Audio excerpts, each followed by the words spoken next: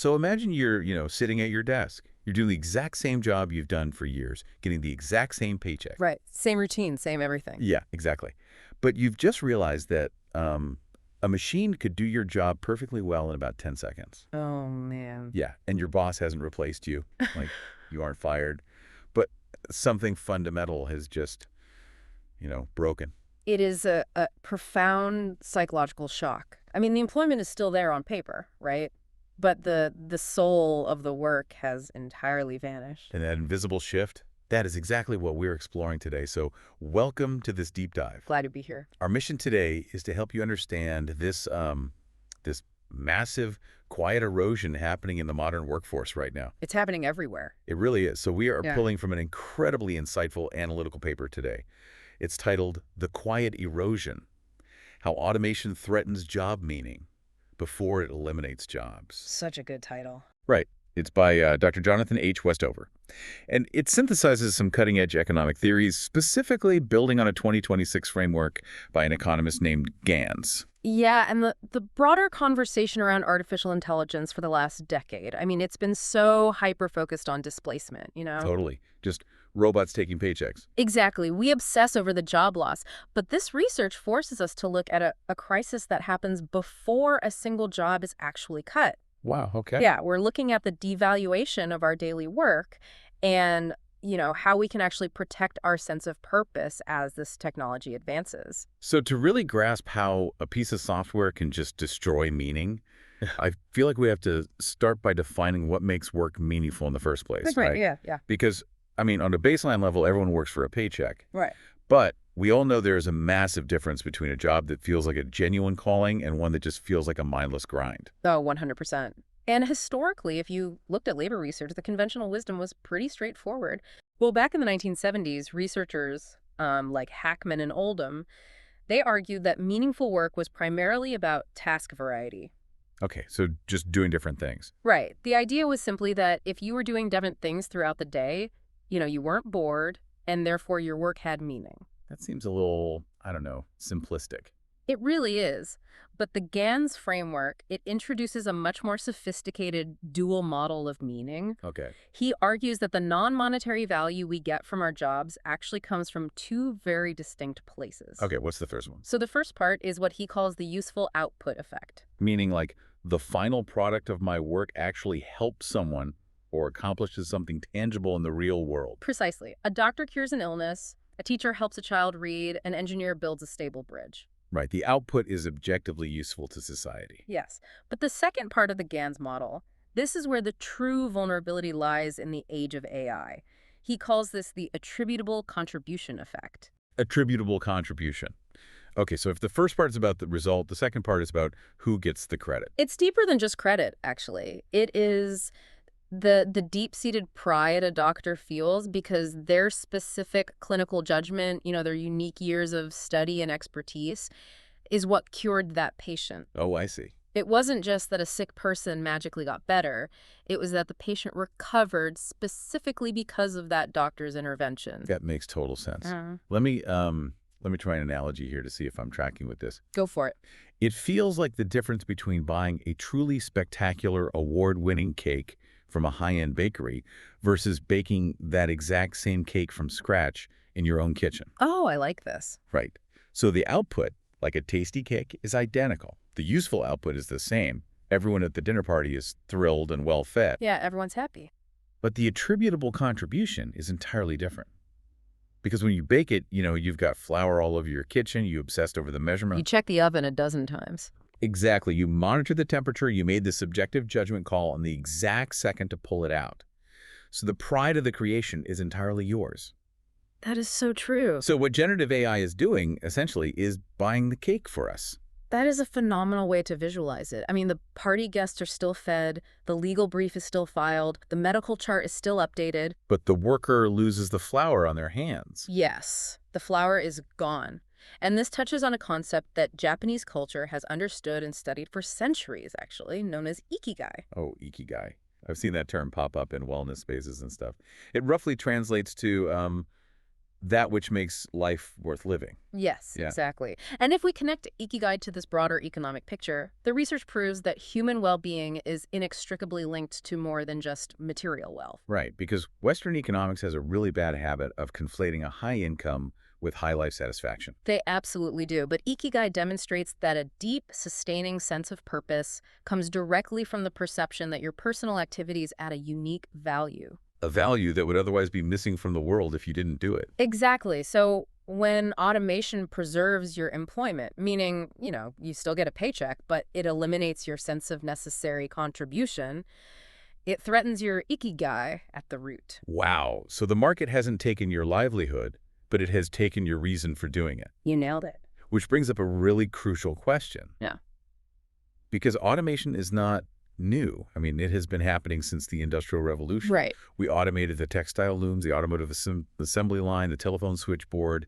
We've been replacing human labor with machines for centuries. For years, yeah. So why is this specific, meaning erosion, suddenly a massive psychological crisis today? Like, why right now? Because the fundamental nature of what we are automating has changed completely. Old factory automation replaced physical repetition. Like heavy lifting. Right. It took over the heavy lifting or the dangerous, monotonous physical tasks. But contemporary generative AI, large language models, advanced diagnostic algorithms, Right. these systems are demonstrating competence in cognitive domains we previously thought were the exclusive territory of the human mind. Oh, wow. We're talking about creative design, strategic business analysis, pedagogical explanation, and even complex diagnostic reasoning. So it's coming for knowledge work. Yeah. The exact skills people spent, hundreds of thousands of dollars in university tuition to acquire. Yes. And the tasks that were highly valued by society precisely because they demanded scarce, hard-won human expertise, they now have highly plausible machine substitutes. That is terrifying for a lot of people. It is, but the real mechanism behind why this feels like a crisis right now, it comes down to how this technology enters the public consciousness. Right, how we hear about it. Yeah. Gans's framework breaks the rollout of automation into 4 distinct stages. Okay, I saw those in the notes. Break down those 4 stages for us, because I think it pinpoints exactly where the anxiety is coming from. Right. So stage 1 is objective feasibility, which Okay. means this just means the technology actually exists in a research lab somewhere. It is technically possible, even if nobody knows about it. Okay. Stage 2 is salience. This is the awareness phase. The workers, the executives, the general public become intensely aware that a machine can do a specific job. Got it.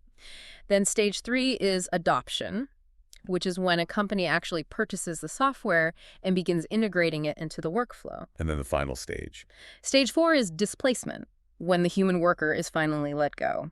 But the crisis of meaning we are discussing happens purely in that second stage. In the salience phase. Exactly. Just the awareness. So wait, let's really look at this from the perspective of someone listening right now.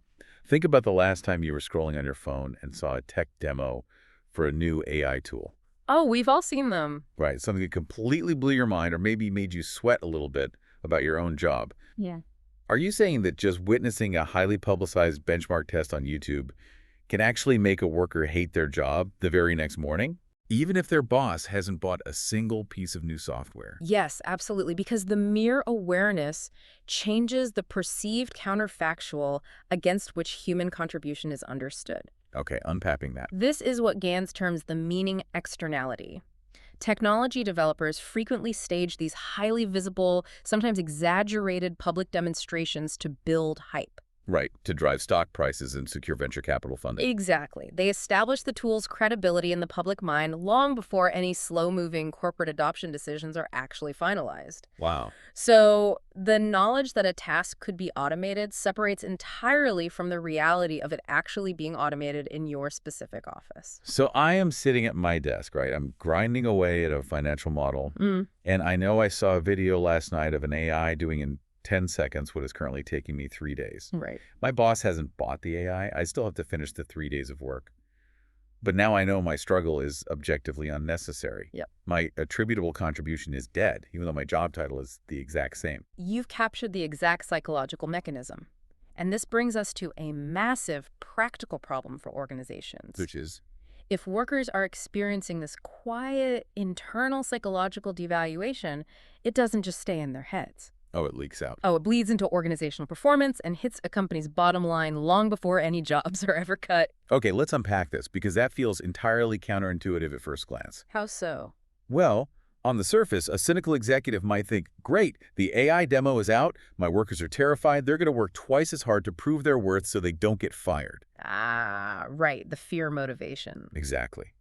But the research shows the exact opposite happens. So how does this psychological shift actually damage recruitment and retention? To understand the financial fallout, we have to look at a concept economists call compensating wage differentials. Compensating wage differentials. Think of it almost like a soul tax. I love that, a soul tax.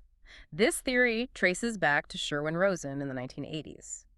He pointed out that people will happily accept significantly lower pay for jobs that offer high non-pecuniary benefits. Meaning things other than money. Right. That means jobs with high meaning, mission-driven work, or roles that require intense, highly respected human judgment. That makes perfect sense. Yeah. I mean, it's why someone might choose to be a public school teacher, a social worker, or an environmental researcher for a nonprofit. Exactly. You accept a lower salary because the work itself feeds your soul. Like, the meaning is literally part of the compensation package. It is, but the inverse of that theory is incredibly dangerous for modern corporations. What happens? When the meaning drops, when the psychological amenity of feeling necessary is suddenly removed by the salience of AI, the required financial compensation must rise to maintain that exact same worker. Oh, If a job loses its distinct appeal and becomes a mundane exercise in just checking a machine's output, the equilibrium compensation has to go up just to keep people from walking out the door. out of sheer boredom and frustration. Exactly. So a company might invest millions in an AI enterprise system to save money on efficiency, but end up having to pay the remaining human workforce significantly more just to compensate for how tedious and meaningless the retained jobs have become. Yes. That is a wild paradox. And it is a massive paradox, and we are already seeing real-world evidence of it playing out. The sources highlighted a fascinating case study involving Goldman Sachs. Yes, the investment banking example. I read through that and found it so revealing about human nature. It really gets to the core of this issue. So historically, junior analysts at top-tier investment banks accepted notoriously grueling conditions. Like legendary burnout levels. We are talking 80 to 100-hour work weeks, sleeping under desks, sacrificing their health and personal lives completely. Why did they do it? I mean, partly for the future career prospects and the eventual payout, certainly. But a massive part of it was because they felt they were exercising high-stakes, rigorous judgment. Building complex financial models from scratch for a billion-dollar merger is incredibly difficult. It required subjective judgment calls at 3 in the morning. It was a badge of honor. So the attributable contribution was sky high. You survived the crucible. You could point to a massive corporate merger in the news and say, I built the model that made that happen. Exactly. But over recent years, substantial portions of that routine financial modeling and due diligence work became automated. Because the software advanced. Right. So the day-to-day reality of a junior analyst shifted heavily toward data verification. The machine built the complex model in seconds. And the human. The highly educated human was reduced to essentially proofreading the math, the non-pecuniary value, the intense pride, the prestige of the craft, the thrill of the struggle, it all vanished. And the result. Goldman Sachs and other major financial firms had to significantly raise base compensation and offer massive bonuses just to retain that young talent. They literally had to throw cash at the problem because the work stopped feeding the analysts' egos. That's exactly it. The meaning was gone, so the money had to go up to balance the scale. And while Wall Street might have the cash reserves to just throw money at depressed workers, that is not a viable strategy for a normal hospital, a public school system, or a mid-sized logistics company. Right, they can't afford that. No. If writing bigger checks isn't a sustainable long-term fix, organizations have to fundamentally redesign the workflow to save human pride. Okay, so if Wall Street's answer isn't viable for everyone else, how on earth do you keep your staff from quitting when you introduce an AI tool? Well, let's look at the healthcare sector. Yeah, I was looking through your notes on that, and the Cleveland Clinic example stood out as a really smart way to handle this. The key is intentional work redesign. It is about deliberately choosing what the machine does and what the human does to preserve that attributable contribution. So how did Cleveland Clinic do it? Well, they were looking at the radiology department. And radiologists are prime targets for AI anxiety because image recognition algorithms are getting incredibly adept at spotting anomalies in X-rays and MRIs. Oh, for sure. Yeah. So how do they stop their doctors from panicking and just quitting? Instead of just dropping the software on the doctor's desks and letting the rumor mill run wild, leadership used highly proactive messaging. Communication is key. Exactly. They explicitly stated that AI would be used strictly to handle initial screenings. The AI would highlight potential problem areas and do the tedious, volume-heavy part of the job. Okay. But they clearly delineated that the human doctors would focus entirely on complex edge cases, difficult diagnostic syntheses, and most importantly, direct patient communication. They carved out the empathy-heavy, judgment-heavy tasks. Right. And explicitly told their doctors, this is your domain. The machine cannot do this. And by doing that, they protected the doctor's ikigai. They did. The surveys and the research showed those doctors had significantly less anxiety and a much higher perceived role value than doctors at other hospitals who were just handed the tech without any structural context. That makes sense. And speaking of healthcare, there was another example in the sources regarding Mercy Health System and their nursing staff. Yeah, Mercy Health is brilliant because they navigated a very tricky friction point. They implemented automated medication dispensing and documentation systems. Okay, so robots handling the pills. Basically, yeah. Now, they could have easily used that technology to justify cutting nursing staff. Or they could have reduced their nurses to essentially being exception handlers for the machines. Just glorified delivery drivers taking pills from a robot to a bedside. That's what I was wondering. Didn't taking away the clinical math of calculating dosages make the nurses feel kind of demoted? It could have, if handled poorly. But Mercy Health leadership realized that the math and the administrative paperwork were actually burdens. Right. When surveyed, nurses consistently report that clinical assessment, patient advocacy, and direct care coordination are the most meaningful parts of their profession. That's why they got into nursing in the first place. Exactly. So Mercy Health used the automation to remove the administrative burden, but they actively and structurally protected the time nurses spent on direct patient interactions. Oh, that's smart. The automation handled the logistics, which allowed the human to double down on the judgment-intensive core of nursing practice. So you aren't fighting the machine. You are letting the machine do the boring stuff so you can focus on the deeply human stuff. Perfectly said.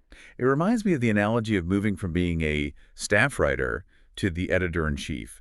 Like, you aren't generating every single word or data point from scratch anymore, but you hold the ultimate authority. Yes. You are the final check on reality. The editor-in-chief framing is fantastic, and you see that exact structural model being utilized at Stitch Fix, the data-driven personal styling service. Oh, I've actually used them. You fill out a profile, and an algorithm picks out clothes for you based on data. Yeah. But there's a human element too, right? There is. It is a hybrid model, intentionally designed to preserve meaning. They use highly advanced machine learning algorithms to analyze massive amounts of customer data and suggest clothing items. Right. But, and this is the crucial workflow design, human stylists maintain the ultimate override authority. The editor-in-chief. Exactly. The algorithm generates the options, but the human makes the final creative selection. The human writes a personalized note to the client, and the human owns the relationship. That changes everything. It does. Stitch Fix explicitly trains their stylists to view the algorithms as assistants, not as supervisors. That's a huge psychological difference. And because the stylists have that final creative override, they report that the structure preserves the interpersonal creative aspects of the job they find meaningful while offloading the tedious data analysis to the machine. They architected the workflow to protect the human's pride. That's so cool. It really is. But this leads me to a much bigger, slightly more intimidating question. Okay, let's hear it. Redesigning tasks like that, making the doctor the communicator and the stylist the editor, that works for today's AI. But technology doesn't stop, It certainly does. GPT-4 becomes GPT-5. The algorithms will eventually get better at empathy, better at styling, better at complex diagnostics. Yes, they will. If the technology keeps advancing, how do we build long-term resilience? Yeah.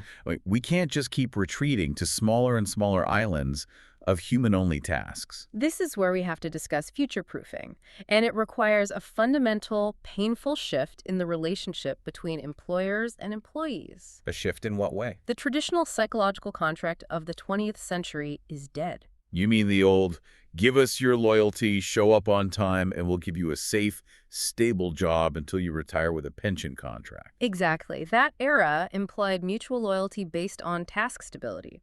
You learned a skill in your 20s, and you executed that skill until you were 65. Right. Today, organizations cannot credibly promise that the work you do today will even exist in 5 years. That's grim. So the new psychological contract has to be, we cannot guarantee your job, but your continuous development is supported. Okay, wow. It shifts the expectation entirely from indispensability to adaptability. I have to push back on that because as a worker, that sounds exhausting and frankly terrifying. I get it. Hey, we can't guarantee you'll be able to pay your mortgage next year, but don't worry, we'll pay for your online coding classes. Like, is that really supposed to be a comforting promise? Your skepticism is entirely valid, and you are right. It is significantly less secure than the 1950s ideal. It places a heavy cognitive load on the worker. Huge. However, in an era of rapid, unpredictable automation, portable competencies are the only true form of job security left. Portable competencies, meaning skills you can take anywhere. Yes. Organizations that actually understand this are investing massively in their people's ability to pivot rather than just firing them when their specific task becomes automated. Like who? Well, look at AT&T's Workforce 2020 initiative, Oh, I remember reading about this. It was a massive financial commitment. a $1 billion reskilling program. $1 billion, with a B. Yes, AT&T realized years in advance that network automation was going to eliminate thousands of traditional technical roles. Instead of just issuing mass layoff notices, they built comprehensive programs allowing workers to transition into software development, cybersecurity, and data science. And did it work? It did. The internal data showed that workers who participated in these programs reported much higher confidence in their continuing value and significantly lower anxiety about automation. Because the company proved, through their actual financial investment, that they valued the person, their capacity to learn, rather than just the specific task the person was currently executing. Precisely. And they aren't the only ones. Amazon has deployed a similar model with their career choice program. What does that one do? It actually prepays tuition for in-demand skills, even if those skills lead to careers completely outside of Amazon. Oh, wow. That's a big deal. And Salesforce uses a platform called Trailhead, which integrates learning directly into the daily work rhythm. The goal of all these programs is to make upskilling a daily habit rather than an emergency, panic-driven response to a layoff notice. It normalizes adaptation. So for the person listening to this right now, the learner out there trying to navigate this shifting landscape, Yeah. I think the immediate practical takeaway is this. Audit your own daily tasks. Yes. Look at what you actually do from 9 to 5. Which parts of your job rely purely on a repeatable formula, and which parts rely on your unique human judgment, your empathy, your ability to gather nuanced context. That's the key. Because those judgment-heavy, deeply human areas, those are the skills you need to heavily invest in right now. That is the exact right application of this research. You have to identify where your attributable contribution actually lies and just double down on it. So let's zoom out and summarize this massive shift we've explored in this deep dive. Sure. The real immediate threat of artificial intelligence, at least right now in this salience phase we were living through, isn't just that it is going to take our paychecks, is that it is quietly taking the pride out of our paychecks. Perfectly stated. It is stripping away our sense of being necessary, which harms corporate retention, drives up wage costs, and frankly, makes us miserable at our desks long before anyone actually gets fired. And this demands a massive shift in how policymakers, economists, and business leaders measure societal health. Because the old metrics don't work anymore. They really don't. Standard labor market analysis measures welfare through employment levels, wages, and consumption. As long as GDP goes up and unemployment stays low, the traditional view is that everything must be fine. The classic spreadsheet view of human happiness. But if automation reduces the meaning of work while preserving the jobs themselves, conventional economic measures completely miss the massive welfare loss happening beneath the surface. Wow. Experience, utility, and human flourishing actually matter. Higher income is not by itself a complete theory of human flourishing. Right.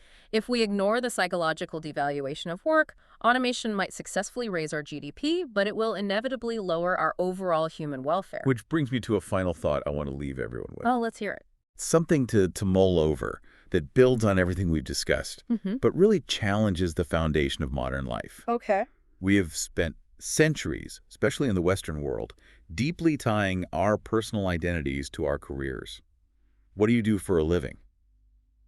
Is usually the very first question we ask a stranger at a dinner party. It has been the absolute core of adult identity for generations. But if the market inevitably strips that attributable contribution from our daily labor, Right. if machines eventually get so competent that we can no longer extract our ikigai, our sense of deep purpose, from market work, Yeah. are we on the precipice of a massive societal shift?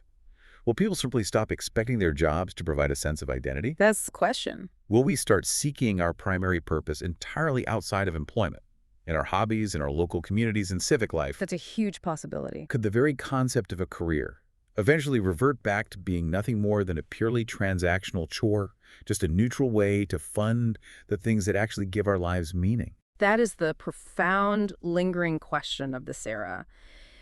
If the soul leaves the office, where does it go next? So the next time you're sitting at your desk, watching a machine do your job perfectly well, maybe the answer isn't to mourn the loss of the work. Maybe the answer is to realize the work was never who you were to begin with. Thanks for joining us on this deep dive. We'll catch you next time.